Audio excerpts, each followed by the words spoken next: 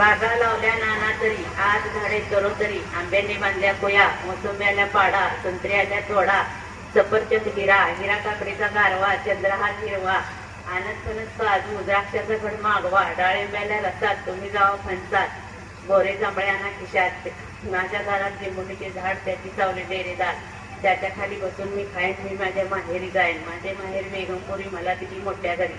दागिने देते बरोबरी आधी देते मोहन माळ मग देते चंद्रहार हळदी कुंकाचा थाट वेलगुट्टी हिरव्या साडीवर वेलगुट्टी थाट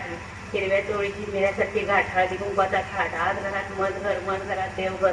देवघरात कपाटाला मोती स्वयंपाकघरात लाईटची बत्ती दारात काचेची बत्ती धुण्याला परटीत पाण्याला पोळी स्वयंपाकाला आचारी